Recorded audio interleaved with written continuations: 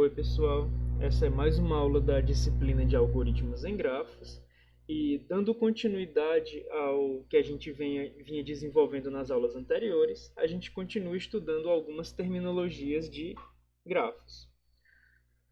Até o presente momento, os grafos que a gente tem visto podem ser caracterizados como simples, já que esses grafos não possuem mais de uma aresta entre um certo par de vértices e também esses grafos não possuem arestas cujos extremos coincidem. Além disso, as arestas dos grafos que a gente viu até agora não possuem direção. Essas características são atribuídas a multigrafos e digrafos. Tudo bem? Então, a gente vai começar com o conceito de um multigrafo, e um multigrafo ele é basicamente um grafo que aceita múltiplas arestas entre os seus pares de vértices. Por exemplo, aqui no M4 a gente tem um grafo simples. Ele é um grafo simples porque entre cada par de vértices existe no máximo uma aresta. Todas as arestas têm dois extremos distintos. Se a gente olhar para o M1, a gente vai perceber que entre alguns pares de vértices existem mais de uma aresta. Assim como, se a gente olhar para o M2, a gente vai observar que existem arestas cujos dois extremos coincidem em um vértice só. Quando ocorrem mais de uma aresta entre um mesmo par de vértices, a gente determina que essas arestas são arestas paralelas. E quando uma aresta possui os dois extremos iguais, a gente diz que essa aresta é um loop.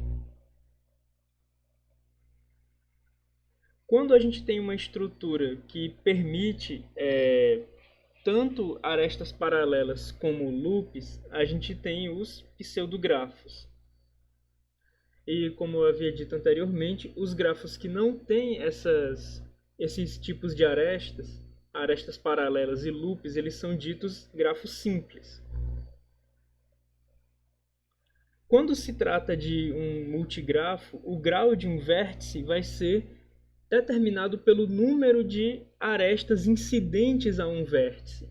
Já não existe aquela caracterização de que o grau de um vértice coincide com o seu número de vizinhos. Por exemplo, aqui no multigrafo M1, esse vértice ele tem dois vizinhos. E apesar disso, ele tem grau 3. Afinal, existem duas arestas incidentes a ele e também uma terceira aresta. Apesar de duas dessas arestas levarem esse vértice a um mesmo outro vértice. Tudo bem? Quando a gente escreve sobre caminhos em grafos, é o suficiente a gente listar os vértices do caminho. Em um multigrafo, no entanto, não é suficiente que haja uma listagem dos vértices para caracterizar um caminho, porque existe uma ambiguidade. Por exemplo, se eu listo primeiro esse vértice, depois esse e depois esse, na primeira passada desse vértice para esse, não foi especificado qual aresta paralela foi tomada para sair desse vértice e chegar nesse vértice. Portanto, em multigrafos é preferível utilizar a notação de passeio, ou seja, em multigrafos é preferível representar um caminho utilizando um vértice seguido da aresta que a gente vai percorrer, seguido do vértice destino,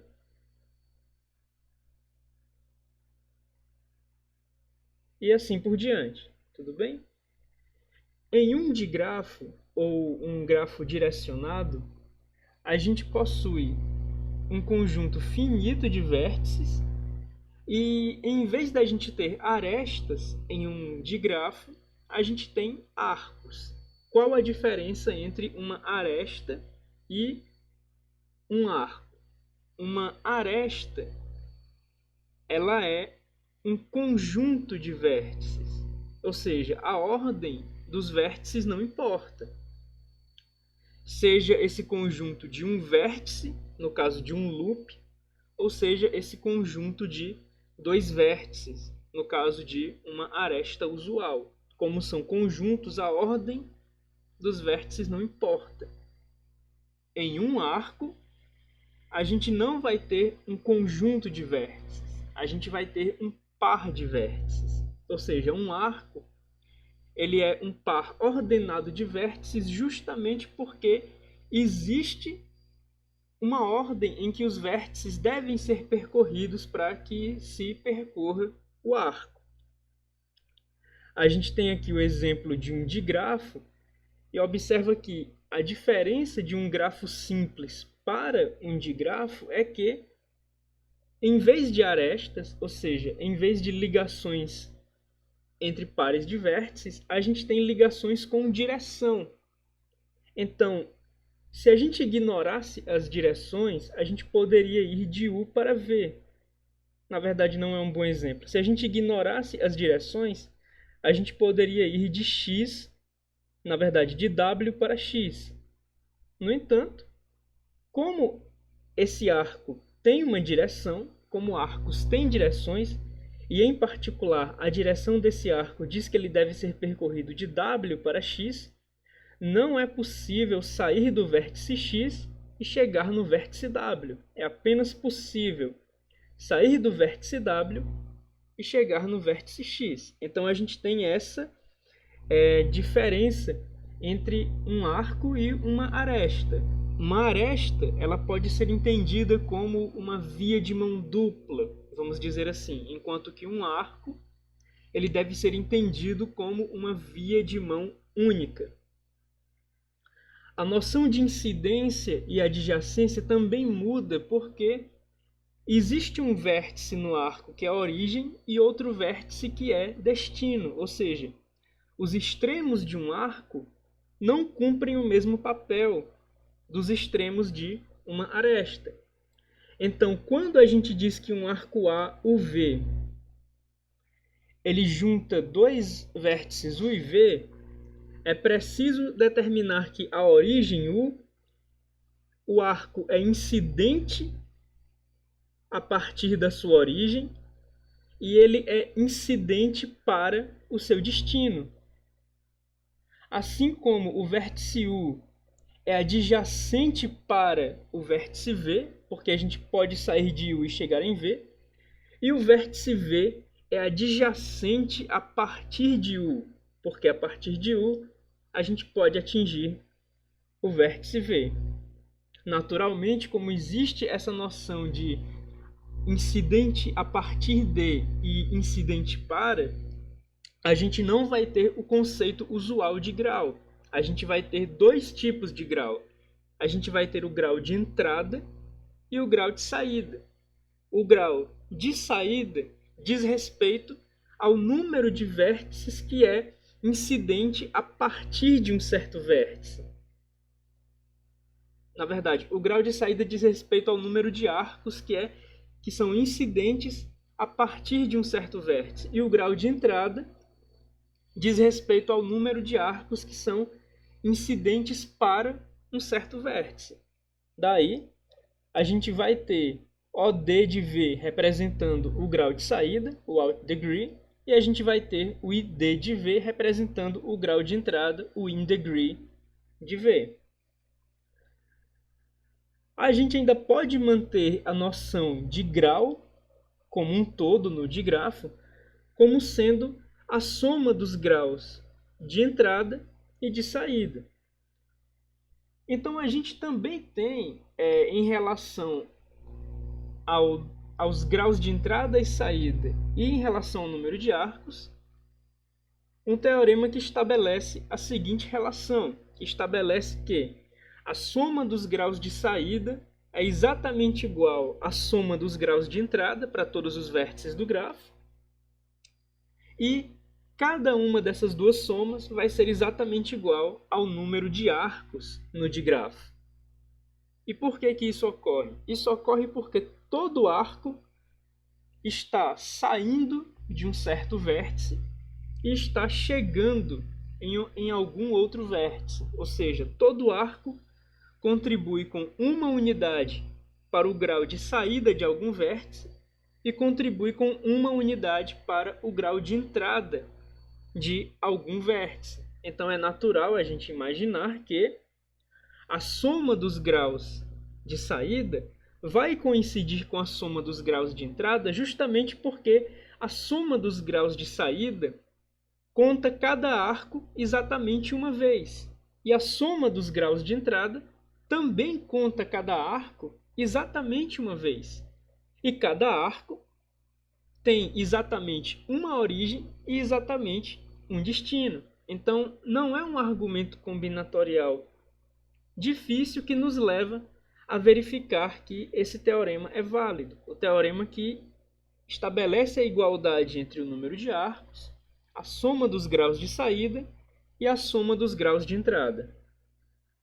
Quando a gente tem um multidigrafo, a gente permite que existam arcos paralelos, da mesma forma que um multigrafo permite a existência de arestas paralelas.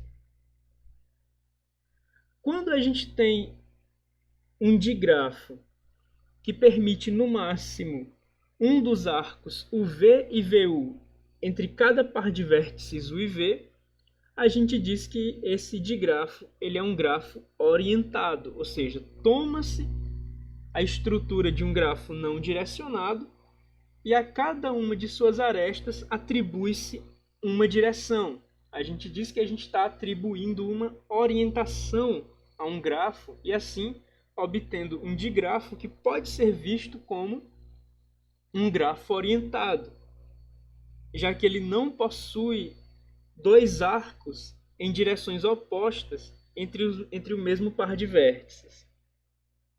O grafo subjacente, em contrapartida, de um digrafo D, é o grafo que a gente pode obter quando, para cada arco, a gente considera apenas a aresta equivalente a ele, ou seja, é a operação contrária de atribuir uma orientação. Quando a gente tem um grafo não direcionado e a gente atribui uma orientação, ou seja, uma direção a cada aresta, a gente obtém um grafo orientado, que é um tipo particular de digrafo. Tomando-se um digrafo, é também possível ignorar as direções dos seus arcos. E uma vez feito isso, a gente obtém o grafo subjacente àquele digrafo, ou o underlying graph.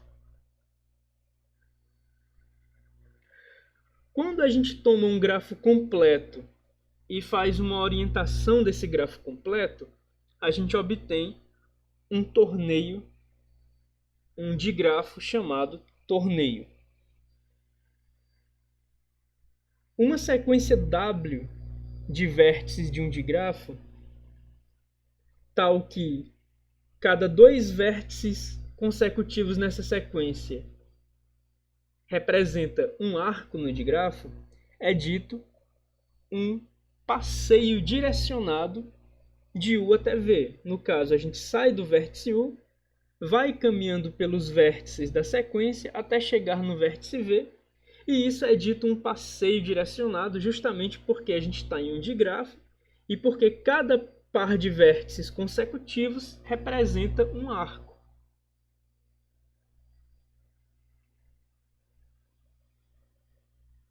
O número de arcos que é representado em um passeio é dito o comprimento do passeio. Quando um passeio não repete arcos, ele é chamado de trilha, ou trilha direcionada, no caso de um digrafo. Quando um passeio não repete vértices, ele é chamado de caminho. Então observa a seguinte hierarquia. A gente tem os passeios que permitem uma sequência de vértices que pode induzir o mesmo arco várias vezes, pode ter o mesmo vértice aparecendo mais de uma vez sem nenhum problema. Abaixo de caminhos a gente tem definições mais estritas. A gente tem a trilha que não permite a repetição de arestas ou arcos, e a gente tem o caminho, que não permite a repetição de vértices. Quando um passeio de U para V possui os vértices U e V coincidindo, esse passeio é dito fechado. De outra forma, o passeio é dito aberto. Uma trilha, naturalmente, é um passeio. E uma trilha fechada, com pelo menos 2 arcos, ou seja, uma trilha fechada de comprimento pelo menos 2, é chamada de circuito. E no caso de digrafos, é chamada de circuito direcionado. Um caminho fechado, ou seja, um passeio sem repetição de vértices, fechado, de comprimento pelo menos 2,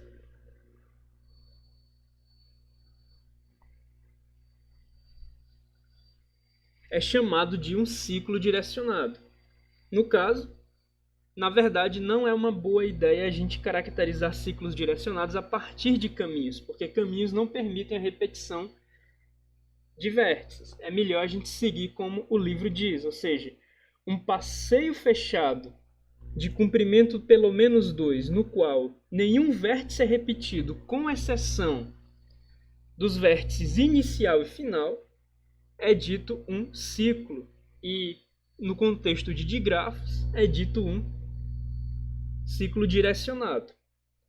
Um digrafo é dito acíclico se ele não possui ciclos direcionados, da mesma forma que um grafo é dito acíclico se ele não possui ciclos. A figura 1.26, ela traz um exemplo de uma orientação de um C4. Um C4 é um ciclo de comprimento 4, um ciclo com 4 vértices. E aqui a gente tem uma orientação de um C4, já que a cada aresta do C4 foi atribuída uma direção. Nota, no entanto, que as direções foram atribuídas de tal forma que, apesar do grafo subjacente, do underlying graph, ser cíclico,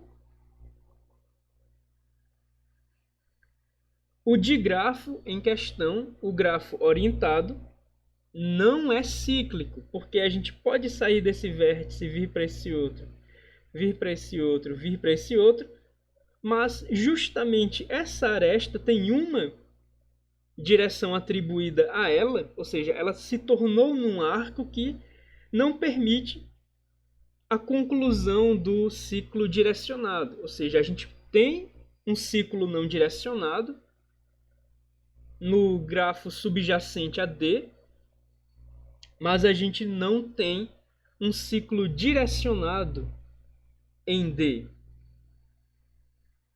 Um digrafo D é dito conexo quando o grafo subjacente a D é conexo. E quando que um grafo é conexo? Um grafo é conexo quando existe pelo menos um caminho entre cada par de vértices. No caso, um digrafo ele é conexo quando o grafo subjacente a D é conexo. Mas essa definição não é o suficiente para um digrafo, porque observar a conectividade do grafo subjacente não significa que é possível sair de qualquer vértice e chegar em qualquer outro vértice. É por isso que os digrafos têm uma segunda noção de conectividade. Um digrafo é fortemente conexo quando cada par de vértices contém tanto um caminho de U para V como um caminho de V para U. Agora sim, com essa definição de fortemente conexo, a gente garante que um digrafo fortemente conexo vai possuir caminhos direcionados a partir de qualquer vértice, chegando em qualquer outro vértice. Tudo bem? Essas são as definições que a gente preparou para a aula de hoje. e a gente se vê na próxima aula. Então, até lá!